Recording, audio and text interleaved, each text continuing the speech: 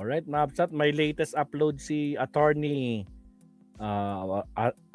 Rene Bueno. May kudita sa gitna ng impeachment trial. Ala ko po, may kudita. Diyos ko Lord. Pakinggan natin yung explanation dito ni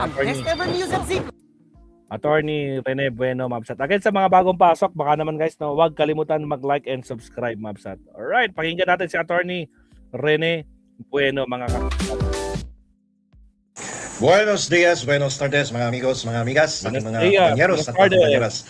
Magandang araw po sa inyong lahat. Ako po ang inyong lingkod, si Atty. Rene Bueno. At ngayon ay pag-uusapan po natin ang isa sa pinakamasarap na paksa sa politika at sa batas, syempre. Yung tinatawag nating plot twist sa Senado. Alam niyo, yung mga Pilipino, mahilig tayong lahat sa drama eh. Kaya nga nag-click yung Netflix, yung mga teleserye sa telebisyon. Mahilig tayo sa teleserye, no? Pero pustahan tayo. Walang tatalo sa suspense ng politika sa Pilipinas. Kaya ang tanong natin ngayon para sa ating mga munting kwentuhan, kaya ba ng isang bagong majority o bagong alyansa sa Senado na magkudita at magpalit ng Senate President habang ang Senado ay nakaupo bilang isang impeachment court? Kaya ba? Excuse me. Kung ang sagot nyo ay, ha? Pwede ba yun? Parang bawal naman yata palitan ng referee habang nagpapatakbo ng laro. Pero makinig po kayong mabuti dito sa aking ikikwento. Dahil ang maikling sagot dito ay, oo, pwede naman. Kaya kayang-kayang palitan ng presiding officer. At ito po ay legal na legal. At tingnan natin kung paano ang mangyayari. Kapit lang kayo dyan. Ihimayin natin ang mga detalye at para huwag kayong antukin. Okay. Alam niyo po yung Senado may dalawang mukha yan. Isang legislative at isang judicial ang function. Magsimula po tayo sa isang simpleng pagpapakilala. Ang Senado natin, parang yan si Peter Parker, no? Na nagiging Spider-Man. Wow. O kaya si Clark Kent na nagiging Superman. May tinatawag silang dual character. Dalawa ang mukha, no? Ng mga characters na binanggit ko, depende po sa sitwasyon nila. Sa normal na araw, ang Senado, sila ang legislatura. Tagagawa ng batas, tagatikim ng kape sa committee hearing, at taga-usisa sa budget ng bayan. Pero kapag may dumarating na articles of impeachment mula sa Kongreso bilang nagpapatunog ng bell, nagpapalit ng costume yan at nagiging impeachment court ang Senado. Ang mga senador po natin, hindi na lang basta mambabatas, sila na ngayon ang mga senador judges. Grabe, no? Miski hindi ka nakapag-aral ng law, magiging judge ka dyan sa Senado. Ngayon, dito madalas nalilito ang marami. Akala po ng iba kapag naging impeachment court ang Senado, humihinto ang mundo. Akala nila parang computer na kapag pumasok sa impeachment mode, naglalak na po yung system at hindi mo na pwedeng galawin ang settings. Sabi nga ni Mike Enriquez, excuse me po, hindi po ganun yun. Kahit nakaupo sila bilang mga hukom, ang Senado ay nananatiling Senado ng Pilipinas. Hindi nawawala ang kanilang pagiging politiko. Andiyan dyan yan. No? Yung imahe ng pagiging politiko, hindi pwedeng mawala yan. At higit sa lahat, hindi nawawala ang kanilang sariling mga internal rules o yung patakaran. Para lang yung kasal. Kahit nagbago ang status mo mula single to married, ikaw pa rin naman si Juan na mahilig mag-Mobile Legends at nakakalimutang magsaing. Agoy. Ang institusyon ay hindi po nabubura. Okay? So, diyan kasi sa Senado, majority rules yan eh. Forever. Yan yung rule na may forever. So, dito na pumasok ang tinatawag nating kudita, no? O leadership ko. Dito papasok yon. At sa ilalim po ng ating 1987 Constitution, particular na po sa Article 6, Section 16. Paulit-ulit na tayo dito sa ating provision na to. Malinaw na nakasulat. Ang Senado ay pipili ng kanilang Senate President sa pamamagitan ng majority vote ng lahat ng miyembro nito. Ibig sabihin, ang numero ang hari sa Senado. Diba? Kung sino ang may hawak ng mayorya, siya ang may hawak ng manibela. Okay? Okay. So, at tandaan po natin ito. Mga amigos, mga amigas, ang posisyon po ng Senate President ay walang tenure or fixed term. Hindi yan katulad ng kontrata sa trabaho na may provisional period. O kaya yung anti-fire clause. Ang Senate President ay nakaupo dyan at the pleasure of the majority. Okay, ulitin ko. Andiyan dyan yan, nagtatrabaho at the pleasure of the majority. Ibig sabihin, hanggat masaya sa iyo ang nakakarami, secured ka dyan. Pero kapag nagsimula na silang magbulungan sa sulok, mag-group chat nang hindi ka kasama at magkape sa ibang restaurant, nako, patay kang bata ka, kabahan ka na. Ay talaga. Walang nakasulat sa saligang batas na nagsasabing bawal magpalit ng liderato kapag may impeachment trial. Agoy. Walang ganong immunity. Kaya kung habang naglilitis ng kaso ay biglang nagbago ang ihip ng hangin, sabihin natin nagkaroon ng bagong koalisyon o kaya nagkapikunan, okay? O nagkabistuhan ng interes, pwede silang magpatawag ng plenary session, magdeklara ng bakante ang posisyon ng Senate President at maghalal ng bagong pinuno dyan sa Senado. Ang tawag po natin dyan sa legal circles ay parliamentary autonomy. Ang tawag naman natin sa totoong buhay ay plastikan season is over. Okay, plastikan season is over. Okay. So pag ganyan, no? Yun yung tinatawag nating constitutional plot twist, no? Kung sino yung may hawak ng gavel, yun ang mamumuno sa Senado. Kaya ngayon mag-analyze tayo ng mas malalim, laliman natin ng konti. Kung magkakaroon nga ng kudeta, anytime now, pwede mag-kudeta sa Senado, kahit may impeachment trial pa dyan. No? Ano ang mangyayari sa mismong paglilitis? Magugulo ba yung impeachment trial? So, sino ang hahawak ng yung maso o yung gavel? Get ready to impress with Tayo. Nivea Men Cool Kick. Enjoy up to Again, sa mga bagong pasok dyan, huwag kalimutan mag-like and subscribe mga kapsad. Okay, here we go. Gutom ka na. Ang sagot. Dito na natin makikita ang galing ng ating saligang batas. Dahil natin ito ang senaryo sa dalawang klaseng sitwasyon. Depende kung sino ang nililitis. Tandaan niyo po ito dahil napakagandang detalye nito. Gawa tayo ng senaryo. Yung presidente ng Pilipinas ang nililitis. Isipin niyo to. Kapag ang mismong Pangulo ng bansa ang nakasalang sa impeachment, seryosong usapan na ito. Sabi ng konstitusyon, kapag ang Pangulo ang nililitis, ang magsisilbing presiding officer o yung punong hukom ay walang iba kundi yung Chief Justice ng Korte Suprema. Hindi na si Senate President. Chief Justice na ng Supreme Court ang papasok dyan. At siya ang mamumuno at magsisilbing punong hukom. Bakit ganun? Bakit nag-iba? Kasi may delikatesa, checks and balances dyan. Kung ang Senate President ang magpapatakbo ng trial, baka ma-impluwensya ng justisya. Lalo't na ang Senate President ang susunod na linya ng succession kung matatanggal ang presidente at vice-presidente. No? Kaya sa senaryo ito, kung magkudita ang mga senador at palitan nila yung Senate President habang gumugulong ang trial, yung impeachment trial, walang epekto sa upuan ng presiding officer. Ang Chief Justice pa rin ang hawak ng gavel sa trial. Ang mababago lang ay ang liderato ng Senado pagdating sa kanilang mga legislative na trabaho.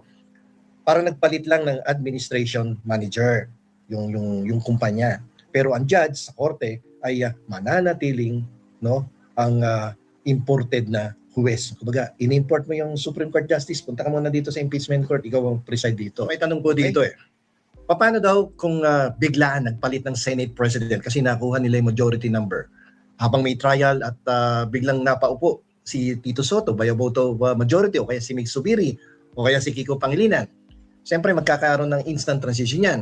Yung bagong Senate President ang automatic na uupong presiding officer. So ang sitwasyon parang nanonood ka ng concert, no? At tapos sa gitna ng concert biglang pinalitan yung bokalista kasi pumiyok. Ang tanong ngayon dito, tuloy ba yung kanta, yung concert? Siyempre naman, itutuloy mo yung kanta, no? Kaya nga lamang, since bago na yung singer, magbabago siyempre ng tono. At yung timbre ng musika, iba na takbo niyan. Okay? So, ganun po yan. So, anytime of the day, pwede pong magpalit ng Senate President kahit merong impeachment trial. No? Ano yan nasa rules nila yan, no? Na pwedeng palitan ang Senate President anytime. Basta nakakuha yan ng numero. At magkakaroon bigla yan ng instant transition. So, kaya kapag nagkaroon ng kudeta at nagbago ang mayorya sa Senado, hindi lang basta pangalan ng leader ang nagbabago. Ang nagbabago ay ang direksyon ng hustisya sa trial, no? Diyan sa impeachment against the impeachable officer. Sa kaso na to, si Vice President Sara Duterte. So, isipin nyo na lang yung kapangyarihan ng isang presiding officer at ng bagong majority block. So dito sila yung nagpapasya, no, sa nilalaman ng articles of impeachment at dun sa mga ebidensyang ipipresenta sa kanila during the trial no, at sila din na magbibigay ng analysis, no, kung base doon sa mga cross-examination, base doon sa mga documentary evidence, kung paniniwalaan ba nila yan. So yung mga senador talaga dito, umaaktong mga huwes, parang mga judges talaga, mga justices, no? So napaka-importante ng boto rito ng bawat senador. Ay dito nga kung ang bagong majority ay kakampi ng nililitis na opisyal, asahan nyo, bawat objection ng depensa, malamang sustain. Bawat hirit ng prosecution, malamang overruled. Di ba? Ganyan ang senaryo or sitwasyon na makikita nyo during the impeachment trial. So ganito yan. Sabihin nating patas ang bagong presiding officer. Pero ayon sa panuntunan ng Senado, anumang desisyon ng presiding officer ay pwedeng ma-overturn o baliktarin ng mayorya ng mga senador sa pamamagitan ng simpleng botohan. Excuse me. So, numero ng papatakbo dyan sa impeachment trial. So, katulad nga ng sinabi ko, pwedeng yung desisyon ng presiding officer, pwedeng baliktarin ng majority ng mga senador sa pamamagitan ng simpleng botohan. Kaya kung may bagong solid majority na nabuo sa pamamagitan ng coup d'etat, talagay mo bukas, sa isang araw, or within the week, hawak nila ang karapatan o yung kapalaran ng buong paglilitis. Ngayon, kung gusto ng bagong majority na tapusin na mabilis ang trial at i-acquit, no? Kung gusto nilang ma-acquit o ipawalang sala ang opisyal, kaya nilang magpasa ng resolusyon para i-dismiss ang kaso. Kung gusto naman nilang mabilisang i-convict o tanggalin sa pwesto ang nasasakdal, kaya nila yung i-fast track, no? Yung hearing at limitahan ang testigo. Kaya napaka-importante, no? Na yung majority ay talagang kikilos ng patas or impartial, no? Kasi kapag may kinililingan yan, ganyan ang mangyayari dyan, no? Kapag kakampi mo yan, pwede ka magpasa kagad ng resolusyon, dismiss na natin yan. Pero pag hindi mo naman kakampi, bilisan mo, i-fast track mo yung trial, convict mo kagad. So, sa madaling salita, ito pong coup d'etat sa Senado habang may impeachment ay parang pagpapalit ng luto sa kusina. Naging ehemplo tuloy natin pagluluto sa kusina kasi nagugutom na ako. Kahit pareho ang mga sangkap na nakalatag, kapag nagbago po yung cook o yung chef, asahan mo mag-iiba ang lasa ng sabaw o mag-iiba ang lasa ng ulam na iyong kakainin. No? Sa isang restaurant, sa isang hotel, or even sa inyong bahay. Kapag nagpalit ng tagaluto sa bahay, definitely magbabago ang lasa ng ulam. Di ba? So ngayon, bilang pagtatapos sa ating talakayan, anong makukuha nating aral dito sa issue na to? Sa coup d'etat, sa pagpapalit, potensyal na pagpapalit ng Senate President anytime now. No? Alam niyo po, ang ating konstitusyon ay naglatag ng mga patakaran para maging maayos ang takbo ng ating pamahalaan. Pero hindi nito tinanggal ang kalikasan ng politika. Ang Senado po ay isang dynamic institution. Buhay ito nagbabago at sumasabay sa agos ng kapangyarihan. Yung pagpapalit ng liderato sa gitna ng isang makasaysayang paglilitis ay maaari pong magdulot ng ingay. Conzace has vitamin C to help with collagen production for healthy hair. Conzace, power your peak. BDO Home Loan.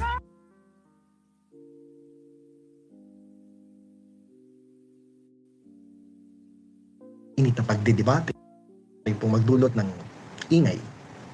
Andiyan dyan yung mga maiinit na pagdidebate at yung pagtaas siyempre ng kilay ng publiko. Pero sa mata ng batas ng ating jurisprudence, ayan po yung mga kasong, mga issues na nadesisyonan na po ng ating Korte Suprema noong mga nakaraang panahon. Basta't nakuha mo ang tamang bilang ng boto, basta't hawak mo ang magic number ng majority, legal ang iyong lakas. Kaya sa susunod na makakita kayo ng balita tungkol sa ungguyan, ungguyan yung tawag natin, o yung plastikan, dyan sa Senado, na sa legal na salita, ang tawag natin ay coup d'etat sa Senado. Habang may impeachment, no, nagkaroon ng coup d'etat, huwag na po kayo magtaka. No? Huwag kayong magulat kung bakit ang dating pagkakampi ay biglang nagkasukan at ang dating tahimik ay biglang naging bukal. Pero may isa akong nakikita dyan na laging tahimik. Parang hindi ko narinig na naging bukal. No? Hulaan niyo kung sino yung chairman dyan ng Silent Committee. Okay? So talagang Hindi nagsasalita yan. Wala yang kaaway, wala yang kakampi. Lito Lapid, Lahat sa ikaw ba kanya yan? kaibigan. So, kasi hindi nga nagsasalita yan. Ngayon, dahil sa entablado ng Senado, ang hustisya ko at politika ay madalas na sumasayaw sa iisang tugtugin. Awitin mo, isasayaw ko. No? Parang BSTN company, no? Ni Tito Soto. No? Okay, so hanggang dito na lamang po. Salamat po sa inyong pakikinig at matalas na pag-iisip. Naway mas naging malinaw sa atin kung paano po gumagalaw ang mga makina ng ating pamahalaan at panalangin po natin na maging tahimik ang maging proseso ng impeachment trial at sana po lahat ng mga mambabatas na ngayon ay tinuturing ng mga huwes, senador, diyan sa impeachment trial court ay sumunod po sa ipinag-uutos ng ating saligang batas at sumunod po sa mga ebidensyang maipipresenta during the trial of this case against the Vice President. Ito po muli ang inyong Alright, maraming salamat, Attorney Rene Bueno, Mabsat. Napaka-laman. Napaka-grabe ay yung mga bagong natutunan natin. Diyos ko, Lord. Pwede pa magkaroon ng kudita habang ongoing ang impeachment. Ako. Kaya lahat ng mata nakatingin sa kanila, Diyos ko, Lord. O siya. Next topic tayo, Mabsat. Maraming salamat, Attorney Rene Bueno. Okay, countdown ulit tayo.